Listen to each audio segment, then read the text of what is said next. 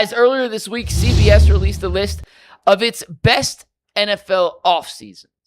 Who is the king of the offseason? And as always, the answer is the Cleveland Browns. According to CBS, the Browns had the number one rated offseason of any team. Josh Edwards is the one who did these rankings. He had Cleveland at number 1, the Raiders at 2, the Jets at 3, the Rams at 4, Tennessee at 5, Kansas City at 6, the Panthers at 7, the Commanders at 8, the Texans at 9, and the 49ers at 10. He went on to explain why he picked the Browns as his number one offseason, saying, quote, Andrew Berry entirely rebuilt the O-line by trading for Tyvis Howard, signing Zion Johnson and Elton Jenkins. Zach is shaking his head and rubbing his face Spencer while Fano, you're reading this. Parker Brailsford, and Austin Barber. They drafted 4 of the top 25 prospects in my personal rankings: Concepcion, Boston, Emmanuel McNeil-Warren, and Fano. The trade of Garrett brought back one of the game's best pass rushers, Jared Verse, as well as draft resources, which could be used to address the team's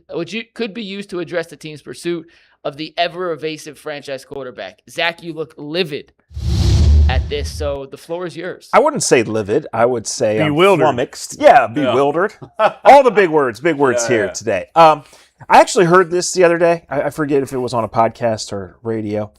And my first thought was this kind of makes sense. Like, I get what the thought process is, but it also is kind of absurd. And it's like, they're not one. They could be in the top, but they also could be in the bottom.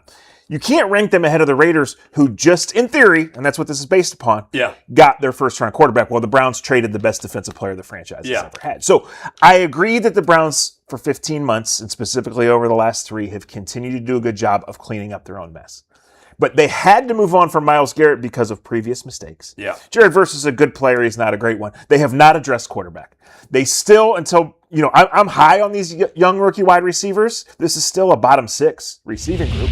Yeah. The offensive line was addressed. Don't tell me it's fixed, guys. Don't tell me it's fixed. There are 3 older players who their previous team said, please take them. The Browns extended one of them at 30 years old on a team that's rebuilding. Yeah. So there's a lot of mismatched pieces here. So, again, I am optimistic about the Myles Garrett trade eventually producing results. I am optimistic about a good number of the young players the Browns have acquired. Probably a bigger number than I have been in the previous 5 versions of the rebuild, which all happened to be over the last 14 years. But to say they had the best offseason in what they've given up and who they've brought in, to cite Zion Johnson and Tyvis Howard, like, this is a level of absurd. Even normal late June sports talk and writing absurdity participant, by the way. Yeah, this is bad. Well, how do you put them above the Rams, who acquired Myles? Right, exactly. Right. Basically, they have and their quarterback of the future, or the Browns don't have one. Yeah, the Rams are 4th basically for one guy. I know they got McDuffie also, right? McDuffie. Yeah. But basically, they're 4 because of Myles Garrett, who the Browns traded. By the way, they traded a first-round pick, which are treated like gold bars here in Cleveland and in most of the league, for McDuffie. Yeah. Like, that's a huge pickup that's overshadowed by Myles Garrett. Yeah. Right? The Raiders got Fernando Mendoza. Yeah. And a veteran quarterback. Yes. Just in case. Jets had multiple first-round picks. That's why they're on the list. But it's baffling. The Jets did. What's baffling there, though, is the Jets acquired those first-round picks before this offseason. They acquired them last year. Trade deadline. Yeah, but still they used them. So no, they've done. Yes, the Jets have done a good job of shedding money, shedding bad money. Moving on with good young players.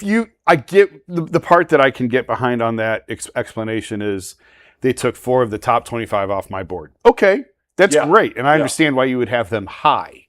You can't put them number 1. That's absurd. Silly. I would have the Browns in my top 10. Yes. But it'd be closer to 10 than it would be to 1. Yeah. You can't have the best you can't win the offseason for whatever that's worth, and it's not worth much, when you got rid of your best player. Correct. Yeah. And look, the Browns might have struck gold with this offensive line, and they might end up having a really good offensive line, and that's a key, because that helps everybody. That helps your coach, your quarterback. It goes on and on and on. Yeah. But they rebuilt the offensive line by necessity. They let 6 veteran offensive linemen all hit free agency at once, 3 of whom had humongous dead cap numbers. They didn't draft in this 2025 draft that everybody hails as this spectacular franchise-changing thing. They didn't draft a wide receiver or the offensive line. So guess what they went to 2026 having? Glaring needs at offensive line and wide receiver. They traded for a 30-year-old tackle and extended him. They signed a 30-year-old lineman who's played multiple positions, who's been a good player. He's coming off a broken leg. Yeah. Zion Johnson Houston did not get his fifth-year option picked up by the offensive line needy win-now Chargers. Yeah. The Browns gave him $32 million guaranteed. They've addressed it. Don't tell me they fixed it. You know, it's funny. Every year after the draft, you always hear people say, well, they filled this need. They filled it. No, you don't fill a need until you know that guy is good. That's right. And so, obviously, a lot of this is all speculation, but I feel like we're treating the Browns' offensive line like we do draft picks, that, oh, it's a different name, so it's got to be better. Yeah. And yeah, if I had to bet, will the Browns' offensive line be better? Probably. Sure. Will it be good? I don't know. Right. It can't be worse. It was terrible. It can't be worse. Elton Jenkins, if healthy, is a good player. We know that. He's been a good player. Yes. The other two guys, those guys have not, they've been all three guys, not great. All three guys were given away by teams that Yes. think they're in a Super Bowl window. That's 100%. You know, and in Houston's case, especially with Howard, it was a money thing. They wanted to pay other guys. Yeah. But the Browns were saying, we'll take him off your hands for nothing, and then we'll Yeah. pay him more. Because Right. that's how desperate they were. And maybe he's going to be this team leader and maybe be a rock-solid player into Right. his 30s. But anybody who's above 25 on this Browns team is not in the plans, except if you're committed to him for more money. Yeah. And that's what they had to throw all their money at this. They couldn't be in the Michael Pittman Jr. business. There was other business they couldn't be in because of the money situation, because they had to spend what was available on the offensive line. Bring up the list again, Mike. Who would you pick number one, guys? I was just Can we see it? just tweeting with Earl. Yeah.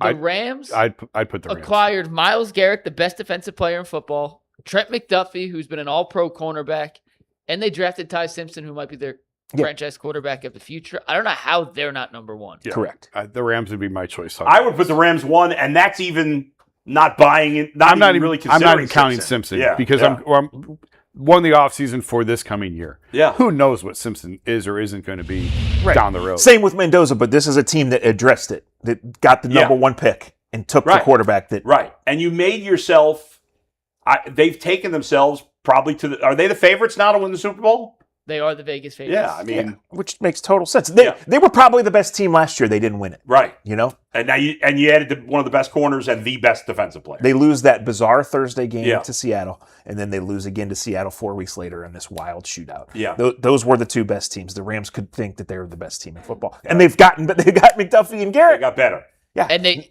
Are got the Browns a better football team? No, By the way, real quick, I want to don't make know. this We'll point too. The Rams are going to this season with all 5 offensive linemen only signed through this year.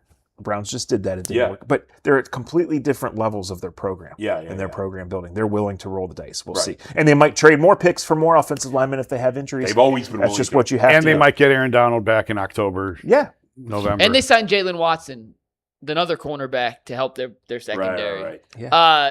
Real quick, Super Bowl odds. Yeah. Not only are the Rams the favorites, they're the heavy favorites. What are They're they? plus 550. Number 2, Yeah. Seattle 10-1, Buffalo 10-1, Baltimore 11-1, the Chargers 16-1. The Chargers are the 5th choice? Every year the talent seems I to line don't up, and every understand year it just doesn't work out. I mean, last Justin year, Herbert's the most overrated quarterback in the but league. they lost both their starting tackles last year, and no team was going to overcome that. But Justin Herbert has not done it on the biggest stage, that's for sure. He's never won a playoff game, has he? No. No, he blew that big lead to Jacksonville. Yeah. Remember, they were up And then like last year they just 28-3? laid down and got destroyed.